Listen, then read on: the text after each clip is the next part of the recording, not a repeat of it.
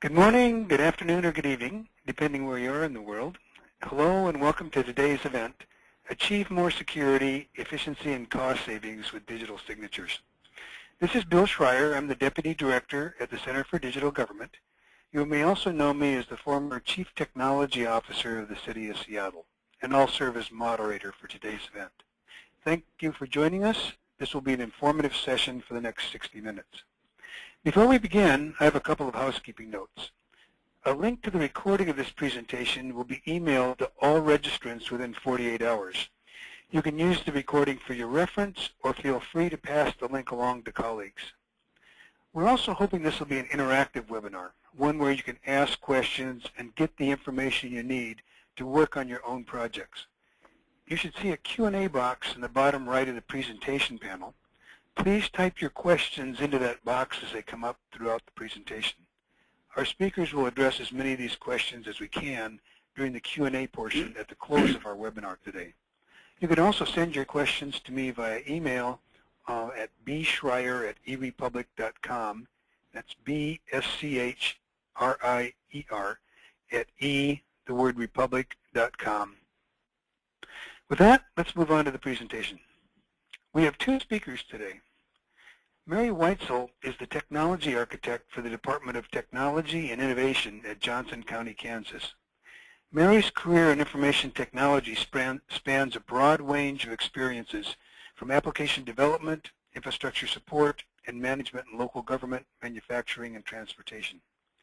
In her current role, Mary is involved in research and development, strategic planning, and the development of new technologies to the county. We're also joined by Maurizio Pinto. He is the Market Manager for State and Local Government at ARX. He was previously Director of Healthcare Solutions at Laserfiche Document Management. For the last 15 years, he has focused on sales and marketing of software applications. He has written several white papers on using technology to increase efficiency in organizations. He's also been interviewed for numerous articles for publications such as Integrated Solutions Magazine, For the Record, Advance for Healthcare Information Executives, and Digital Publishing Solutions. Again, today's topic is digital signatures. As everyone who's listening knows, governments work with vast numbers of documents, many of which need signatures, seals, or engineering stamps. We're moving many of these documents into electronic format, but the question is how we can make the signatures electronic, yet comply with laws and regulations, and also be confident that the documents will not be altered by others once they are signed. With that, we'll turn it over to Maurizio. Maurizio, let's start by having you tell us a bit about what digital signatures are and why we need them. Thank you, Bill. Let me just back up one slide here. Thanks to the audience for joining us today to learn how digital signatures can help you be more secure and efficient and also provide savings at the same time. So to that end, today, folks, we're going to talk about how digital signatures are important to you as an organization, why you should be looking at them. We'll talk about legislation, particularly because it's important to understand the law as we discuss the options available to you from a technology standpoint. I'll show you what the signing process actually looks like, and I'll say very few words about ARX before turning it over to our guest speaker from Johnson County. So why do you need digital signatures? Primarily because regulated industries and government in particular must be able to provide indisputable, easily auditable evidence of review and approvals for everything you do. And as you either slowly or quickly migrate towards paperless environments, you will need a solution that will work for every department in the organization, every requirement, and with every type of electronic record that you come into contact with on a daily basis. While it is very typical for our customers to have a particular department request a solution, the reality is that you're going to want a single solution that works across all departments in the enterprise. As you can see here, your legal department obviously wants to capture signatures on your agreements, your contracts, and possibly from both your employees as well as non-employees or external parties. Your engineers want an easy way to approve their drawings, their change orders. That might be either natively within their engineering applications or possibly as PDFs for easy portability. You also have court documents, you'll have procurement documents, you'll have finance documents, and of course you have all of the documents that an employee has to complete during the hiring process and that they have to sign on a daily basis. There are two categories here that bear special mention, and that is archive records and point of service scenarios. We actually have customers for whom the primary concern is the inviolability of their archive records. What I mean by that is that you may have agreements, there might be court decisions, there might be even memos that your organization relies on for years, possibly decades. And it becomes critical to make sure that these documents are never tampered with. An easy way to guarantee this is by simply batch signing and sealing, even with an invisible signature, all of your archived records. So we find that that's an interesting area for many of our customers. And also with regards to point of service, or what some people call point of sale, this is quite often the last obstacle to going completely paperless for many organizations. You might be dealing with the public, patients, it might be defendants, it might be citizens requesting permits, even marriage licenses. In fact, we have one customer that acquired Cosine specifically to address their volume of marriage licenses. Ideally, you would be able to capture their electronic signature and then securely seal the document with a digital signature. In the case of our customer, they actually apply their official county seal to the signed marriage applications. More generically, it's very likely that you fall into the same categories and results reached by a survey conducted by the Association for Information and Image Management. If you're not familiar with AIM, it's a research and education organization composed of 65,000 or so information professionals. They conducted a survey on proposed and actual usage of digital signatures a couple of years back, so I suspect that these percentages have actually gone up in the meantime.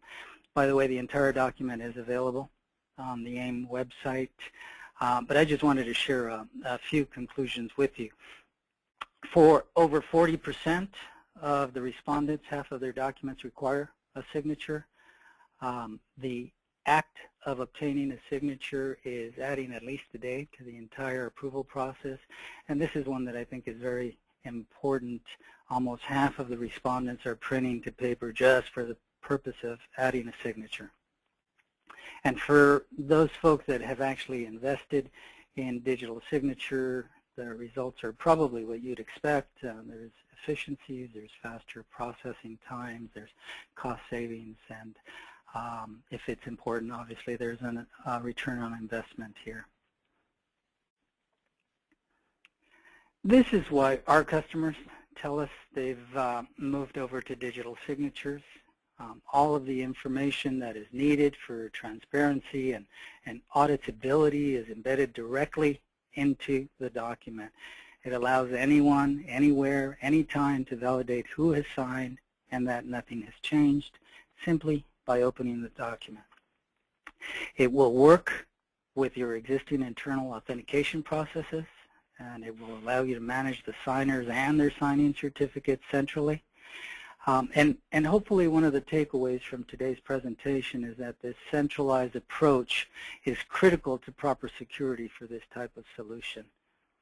By eliminating the paper and the resulting handling and scanning and routing and filing, you can't help but be more productive and efficient. But just as important is the fact that you've probably invested in document management systems, content management systems, case management systems, and very possibly workflow solutions. Without a digital signature solution, this investment hits a virtual roadblock when it comes to the approvals and the signature. You end up having to print, sign, and then rescan to get back into the electronic workflow. It's only with a digital signature solution that the entire process can remain truly paperless.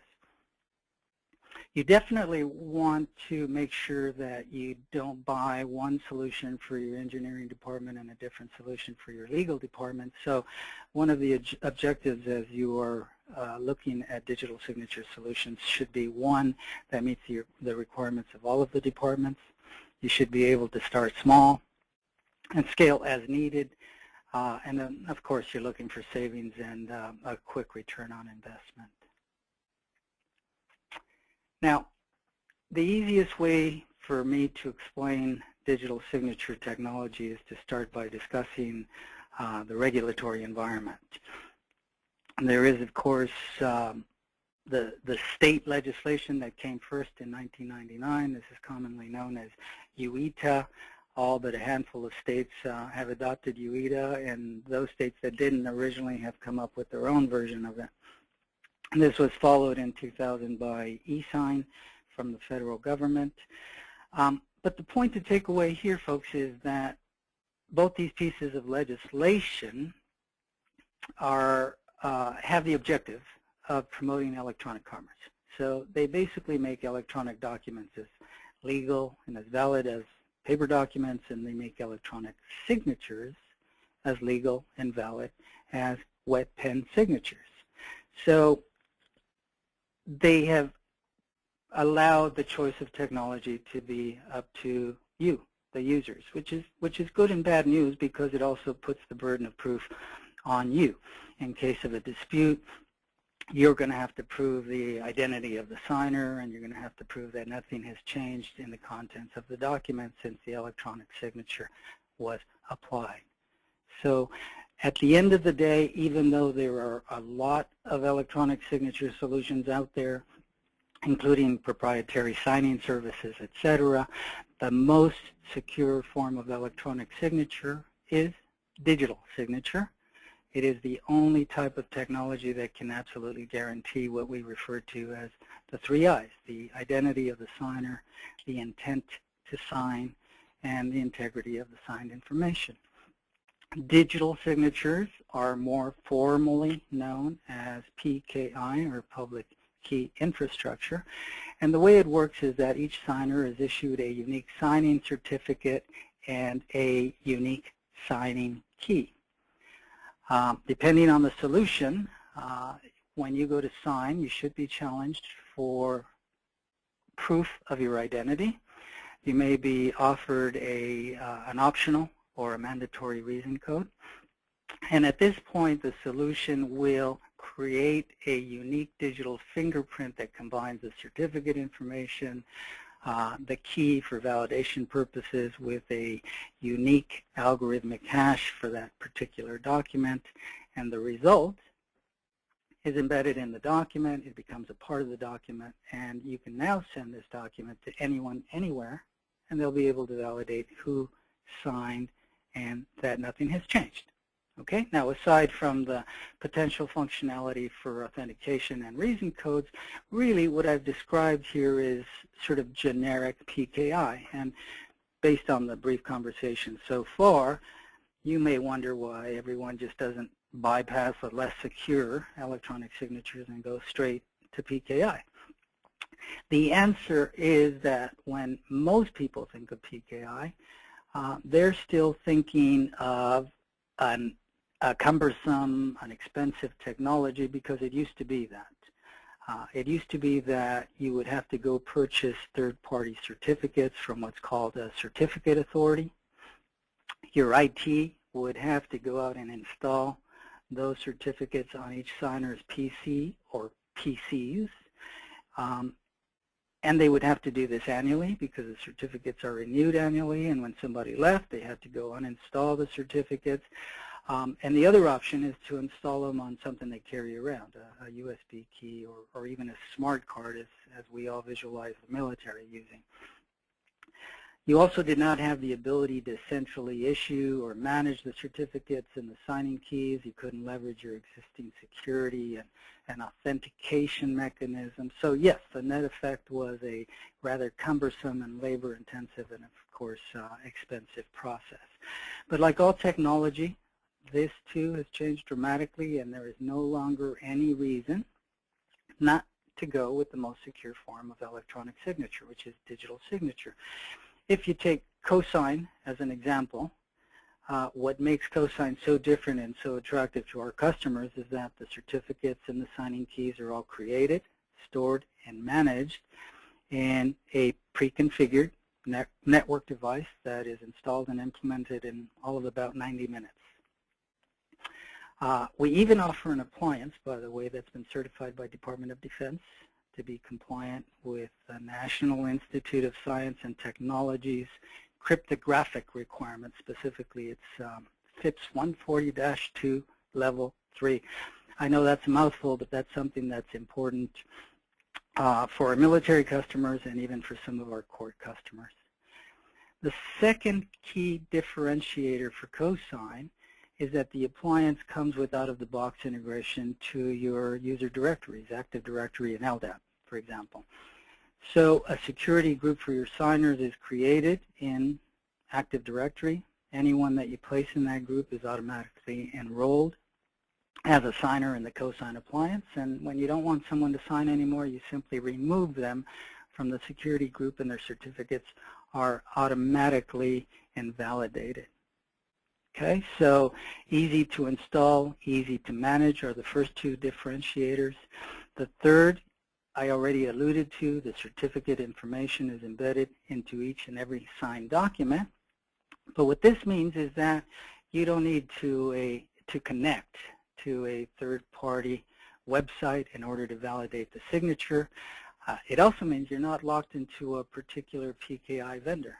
ARX has been around for 20 years, but if for any reason we disappeared tomorrow, the millions of signed documents continue to be validatable for the life of that electronic document. And this is because the technology is based on international PKI standards, so it is Adobe that is natively validating the information on a PDF, and it is Microsoft that is natively validating the information on a signed Office document.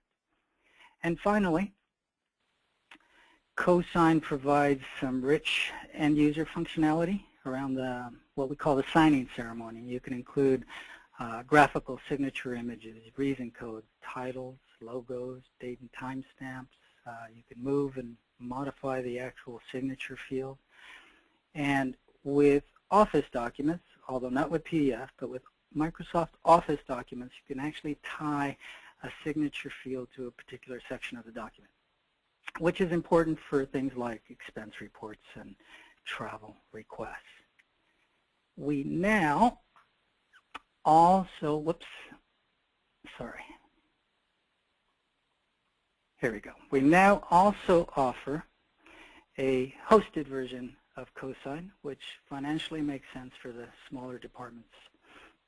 The signing functionality is identical, although you do give up the integration to Active Directory. I should also point out that when we say hosted, this does not mean that your documents end up on our website.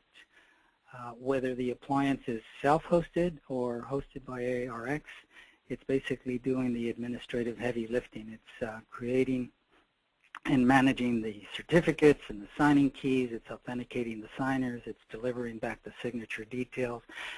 We don't see, we don't touch your documents, and in fact, we don't want to see or touch your documents.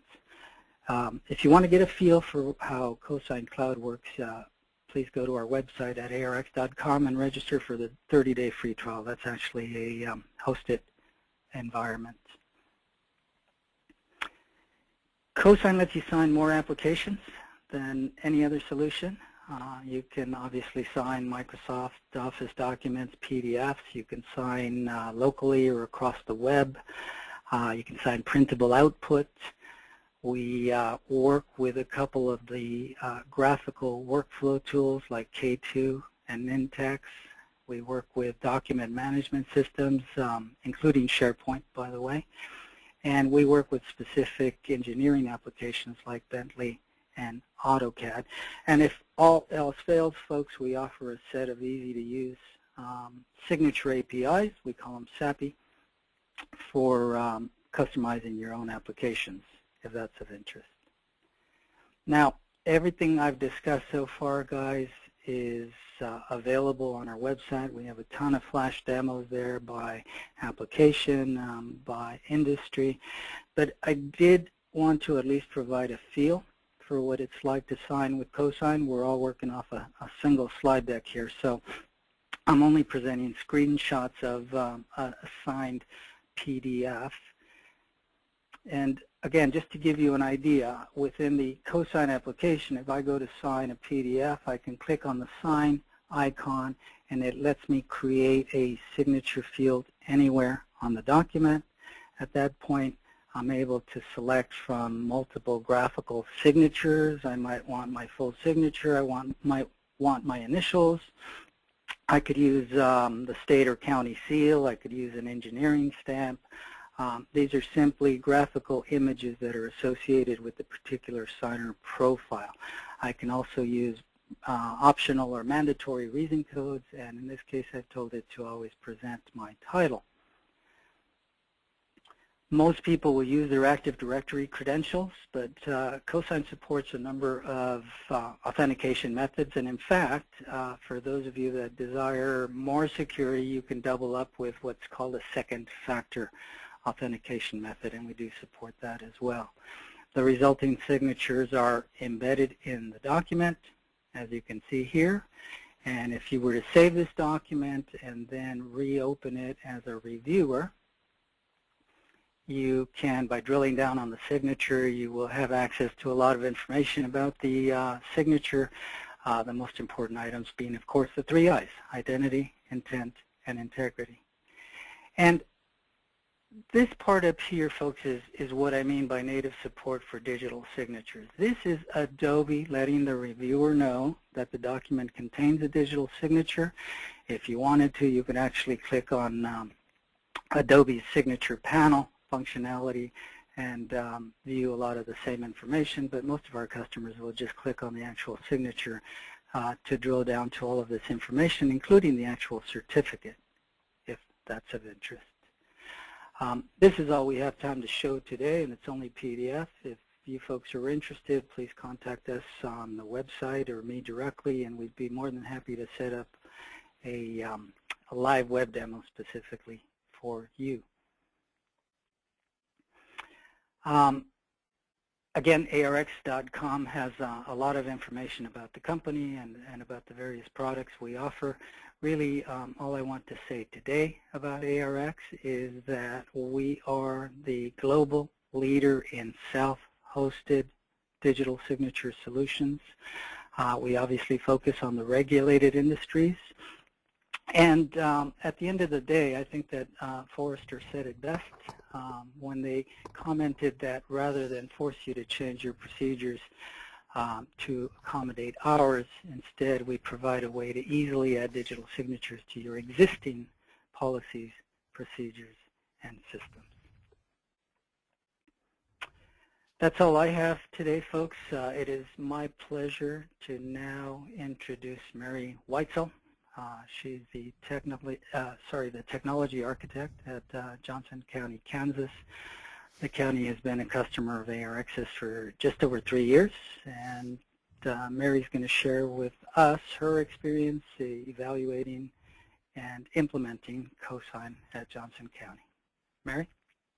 Thanks, Maurizio. Hello, everybody. As he said, I'm Mary Whitesell, and I work with Johnson County, Kansas.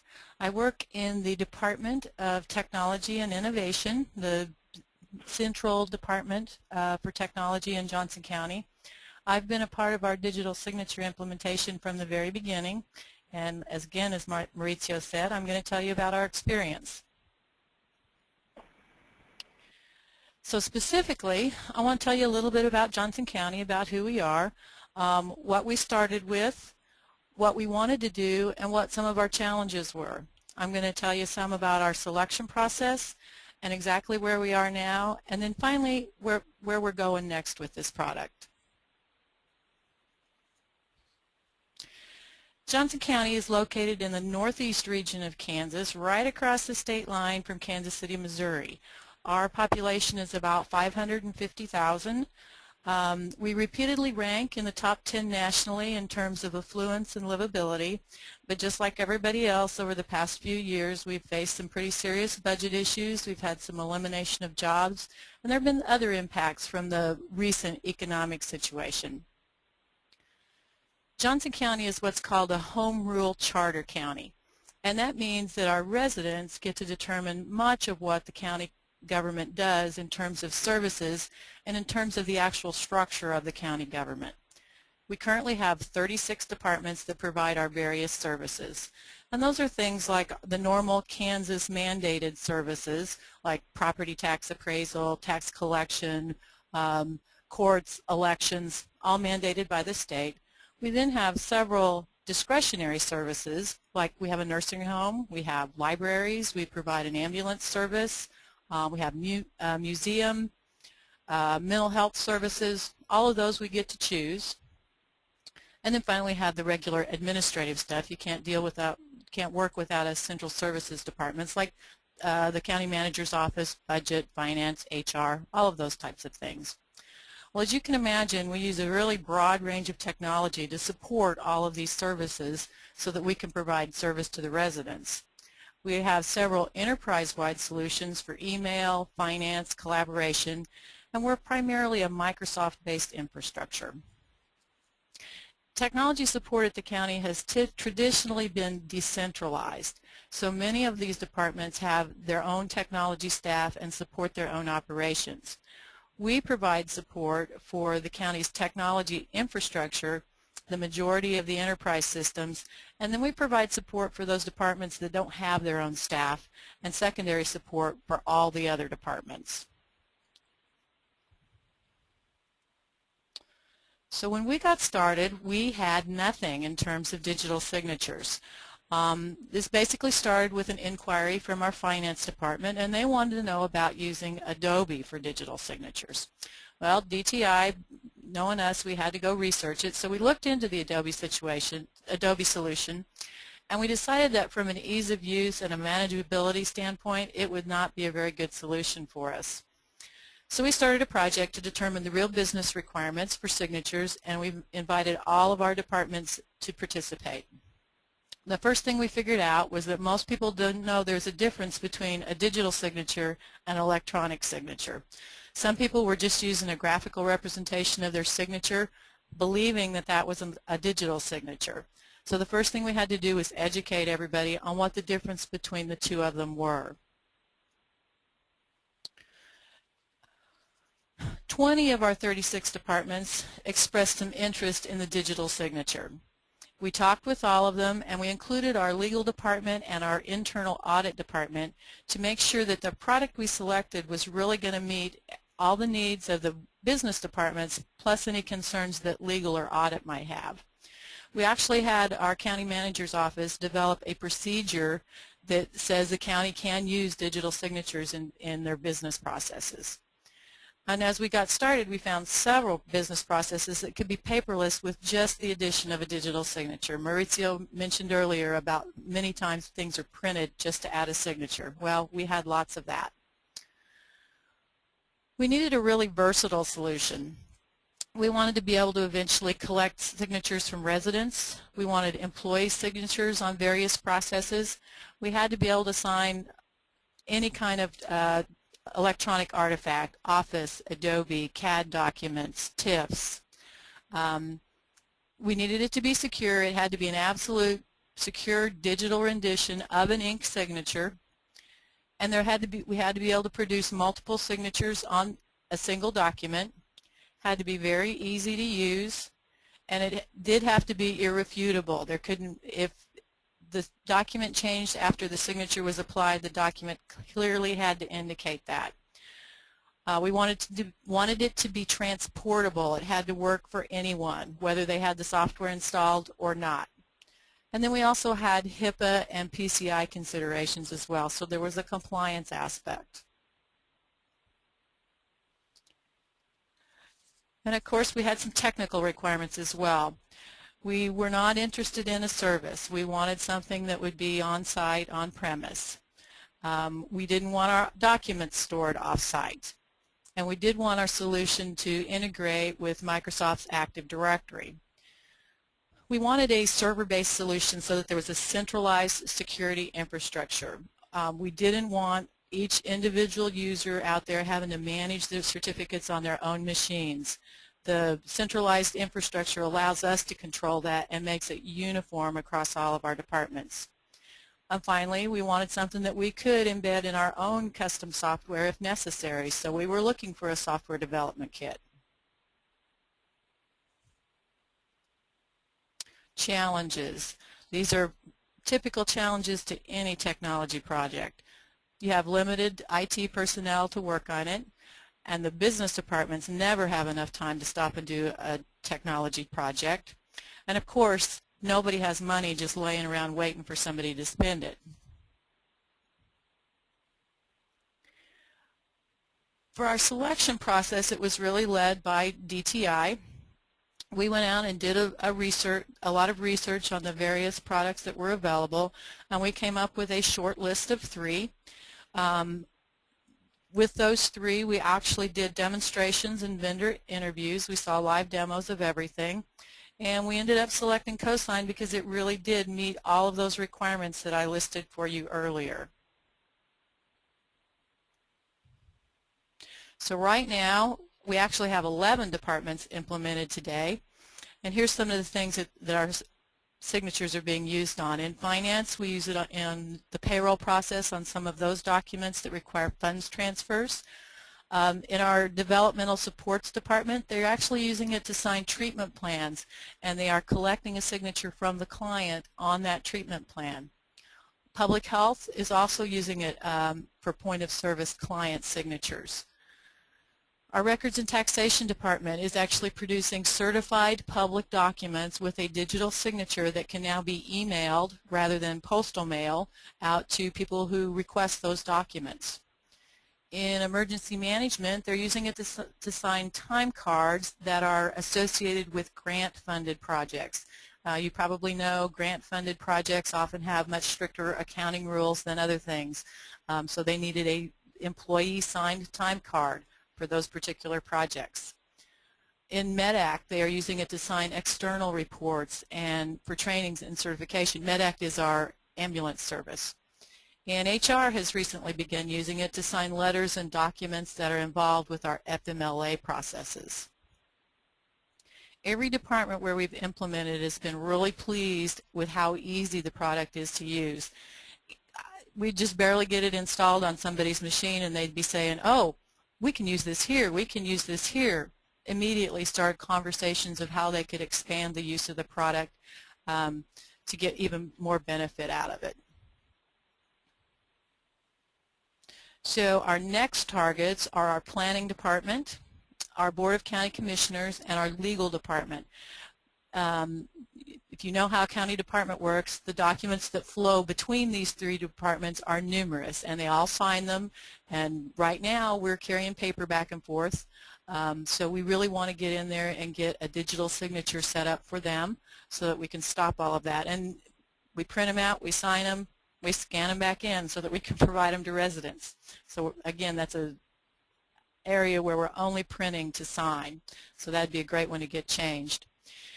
We have several departments that have expressed interest in this that we still want to get started with. Our airport would like to begin using it. Public Works would like to begin using it. We'd like to collect it on some web-based forms. We haven't actually been able to do that yet for lack of development resources here, not because the product doesn't do that. Eventually, we'll probably deploy it to most of our department directors and maybe even some managers, and that way many of the finance and HR workflows that include documents that need that level of signature can be made electronic. So that's really our story here at Johnson County. Like I said, we're not quite finished yet. It's one good thing about this. You can take it out a little bit at a time, and you don't have to do a big bang theory with it. So with that, I'm going to turn it back over to Bill. And thank you, Mary. That was a great explanation of your detailed requirements and how you went through the project, and also your challenges and your implementation. And Maurizio, thank you for the great explanation of the technology that preceded that. So we're going to jump into some questions from the audience. And again, you can ask your questions through the panel on the right side of your screen, or you can send them to me, bschreier@erepublic.com. And we actually have several questions that have already come in, so I will be asking those in just a moment. And again, some of you have been asking about getting copies of today's presentation. Within the next 48 hours, when we send out the link to the recorded copy of the webinar, we'll also provide a copy of the presentation as well. So the first question actually, Mary, is for you. And it comes from Gary. How many employees are in the 11 departments that are using digital signatures, and what percentage of those employees are able to digitally sign documents? That's a good question. In those 11 departments, wow, we're probably talking 1,000 employees at least. The percentage of who uses it is very small, though. Directors, managers, or people that are involved in the specific business process. For example, over at Public Health, when we were collecting signatures from clients, we probably had a dozen of the client intake staff that had digital signatures. And then if you look at MedAct, we gave that to all of their although they don't call them managers in MedAct, they're more like fire departments, and they're chiefs and those kinds of things. There's probably half a dozen there. In finance, we have, gosh, probably as many as 25 out of, they probably have about 100 employees. So it depends on the department. There's not a strict percentage per department. Does that answer the question? I think so. How many employees are there totally in Johnson County? About 4,000. Okay, excellent. And we've got quite a few questions coming in now. The very next one from Dave. Who provides technical support, administration, et cetera, for the Johnson County Cosine environment? I guess that one's for you, Mary. Yeah, the Department of Technology and Innovation does that. I do a lot of the frontline user support. Our support center, our help desk folks also do some of that. And then we have a guy, at least one guy, in our security group that manages the appliance. Okay, and you specifically wanted an appliance that was owned and operated internally to Johnson County, correct? Correct. We wanted it on site. Okay. And Maurizio, that was the most common implementation, I imagine, of Cosine is the on-site appliance, correct? Yeah, that's correct, Bill. For government in particular, there's a focus and an emphasis on self-managing the entire PKI process. The Cosine Cloud solution, which is now available, is of interest particularly to the small departments. So we get some inquiries from folks that just have a handful of users that need to get going, and then of course for them it doesn't make sense to purchase a network device. So it's really those specific scenarios where Cosine Cloud makes sense. Okay, thank you. Here's a question back to you, Maurizio. Do you know if digital signatures are legal in Ohio? I imagine that they are, but yeah, I would need to check. There's a website, folks, where if you Google UEDA, that's the state version of legislation. It lists all the states. From my recollection, Ohio is one of the ones that accepted UEDA as it was originally published. So I am not aware of any state that does not accept electronic signatures. What I will throw out is that there are a couple of states who haven't caught up with technology, and their Secretary of State regulations still will list specific third-party certificate authorities that state or county agencies are required to use. In those scenarios, you can still use Cosine, even though the preferred way is to use a built-in certificate authority.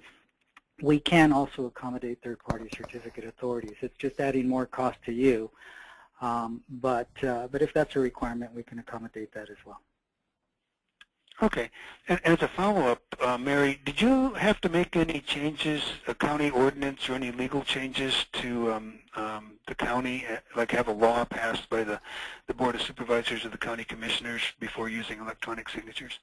No, the only thing that was required was a procedure from our county manager's office that said we could use digital signatures in business. And that's according to Kansas state law. It doesn't have to be a resolution or anything. Excellent. Thank you. The next one is for you, Maurizio. Can you please explain the difference between Adobe's built-in e-signature and the Cosine product signature? Sure, Bill, thanks. That's actually a very good question, guys. Let's start with what Adobe offers. Adobe, like many other applications, provides what's called CAPI compliance. This is cryptographic API. So if you happen to already own Adobe Professional, and you open up a document, you'll see a sign button, and if you click on sign, basically the solution will start looking for a certificate. It doesn't really care what kind of certificate it is. It could be one you created yourself, it could be one issued by a third party, or it could be Cosine. So basically it has incorporated the ability to look for a certificate, and it will sign with that certificate. The key advantage of Cosine is for folks that, number one, do not yet own Adobe Professional or Acrobat, because you don't need to invest in it. You can sign any PDF only with Adobe Reader, which is obviously free. So that's a big advantage. If you do already own Adobe Acrobat, then you will still be interested in Cosine because of the centralized management of the certificates that we keep talking about. You want to centrally manage all of the keys and the signing certificates as well as the signers, and that's what Cosine allows you to do. Okay, thank you. Good explanation there. Next question is for Mary. Is there a reason the purchasing department did not participate or implement Cosine, or maybe they just haven't implemented yet in Johnson County? Purchasing is actually part of our finance department. And I believe some of them are using it now. They just weren't the first one. It was our finance department in general, and it was the payroll people. The reason why they asked, at that time, that payroll process was split between a group on our second floor in our building and a group on our first floor. And it's actually the funds transfer for the payroll taxes that we have to pay each payday. And that required 3 signatures on the second floor and 3 signatures on the first floor, and they actually were walking a spreadsheet around is what they were doing, and because it has to be done at a certain time on payday to meet federal tax requirements and those kinds of things. So that's where it actually started, and I believe that there probably are some.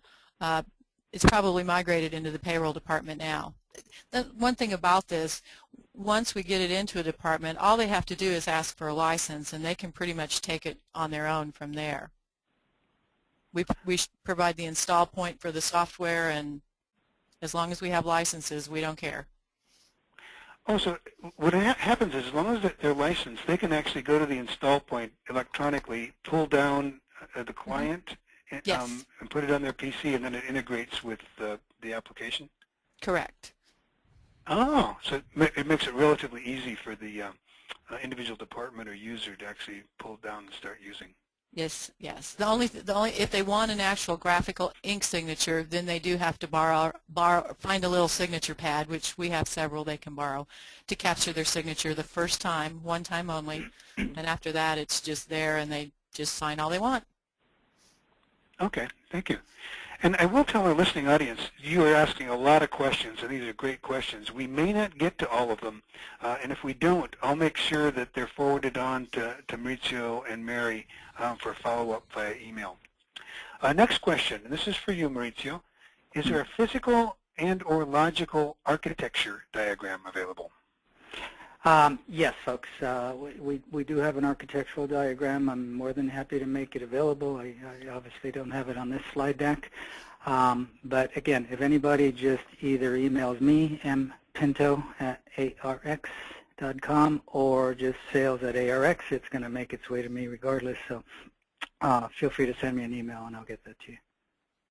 Okay, Maurizio, I think what I'll probably do, Elizabeth asked this, and probably will just put you in touch with Elizabeth so you can contact her. Okay. Next question, also for you, is from Jeffrey.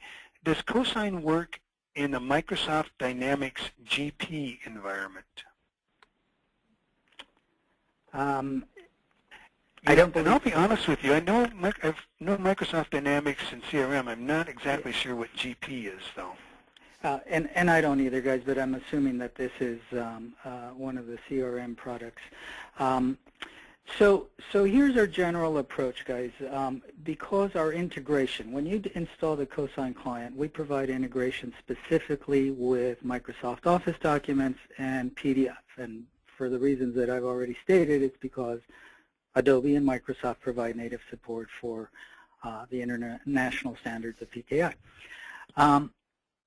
Because the integration is with the specific applications, to a great extent it doesn't matter where you're storing these documents. So our generic approach is that we work with any document management system, any case management system, any content management system.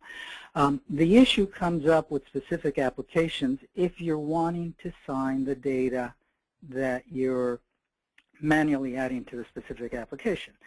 And that may be the case with a CRM system like Dynamics. So we do not have a specific integration for that application. It's been raised several times. Our integration tools are very easy to work with, but we do not offer it at this time. Okay, thank you. And someone else told me that's Great Plains, so that's a Microsoft Dynamics Great Plains accounting, which I should have known. Sure, that makes sense. Thank you, Maurizio. Here's a great question for both of you, and I'll start out with you, Maurizio. What is the best process for making the business case for moving to digital signatures? There's a long answer and a short answer, guys. We provide a number of tools on our website, including an ROI calculator. Along with, there's a document there that is 10 reasons for looking at digital signatures. So I suggest you start with that. A conversation is also very helpful because really the way to look at this, guys, is if you're starting to look at electronic signatures in general, and I would encourage you to look at all the options available, the core message that I would deliver to everybody in the audience today is, again, the most secure form of electronic signature is digital signatures or PKI. The easiest way to deploy PKI is with Cosine. Once you folks have determined that this is something you want to look at, then it's very easy to calculate the ROI, and we provide a spreadsheet that allows you to do that. Okay, thank you. And Mary, I know you explained this a little bit in your presentation, justifying the implementation, and could you say a few more words about it? Well, when we started looking at this, the way these projects work in Johnson County is if the threshold for entry is low enough that DTI can take that out of their budget, we do that for departments. Now, if it gets too big, maybe later on we may have to ask them to pay for some licensing or those kinds of things. But this particular product is priced at a place where we could just buy it for the county. We bought the original appliance, and we bought, I think we have 200 licenses now. And that just fit into our budget.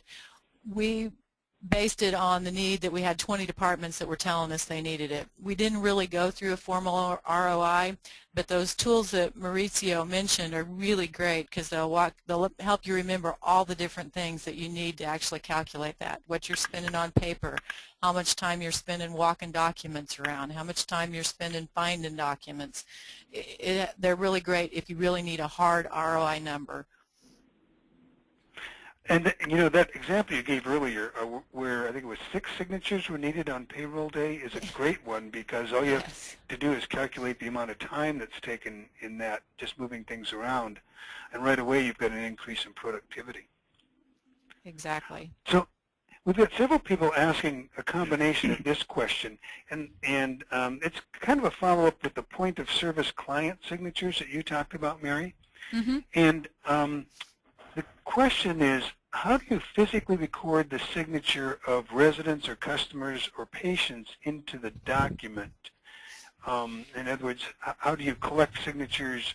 And the technical part of this would be collecting signatures from people who are not in Active Directory. And so first of all, Mary, you are actually doing that in Johnson County, right? Where clients are actually signing something and using Cosine to verify their signatures? Correct. Is that right?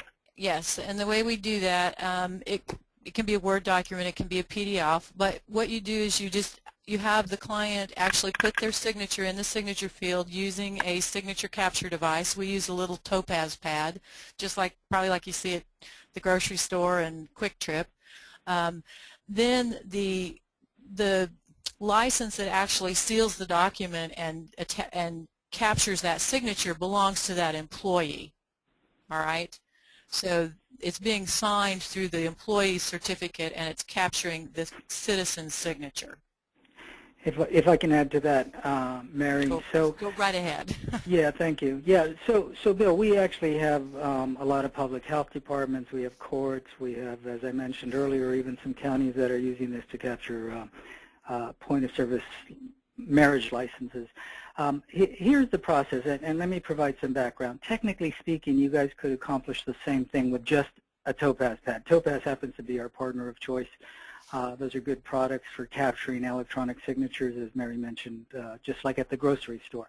And that may be sufficient for you. The advantage of using the Cosine functionality in conjunction is the following, that these may very well become documents that are subject to dispute or audit. So with either an electronic pad or a tablet PC, our customers will capture the electronic signature of the constituent, and then the staff person will seal the document with their digital signature. It might be an invisible signature, it might be their official seal, it might be their normal signature. They can even put in a reason code, and some people do, that says part of the reason code is I examined the patient's driver's license number such and such. The added value here, folks, is that the moment that document is digitally signed, now you've got a true legal document that you can prove could not have been modified. So while you could get by with strictly the electronic pad signature, as long as you have Cosine anyway, you are now able to further secure the document. That makes sense. So in other words, the employee who's using the Cosine product to seal the document is actually, depending on the procedure, verifying that the client presented a driver's license or form of identification or whatever the procedure requires for the client.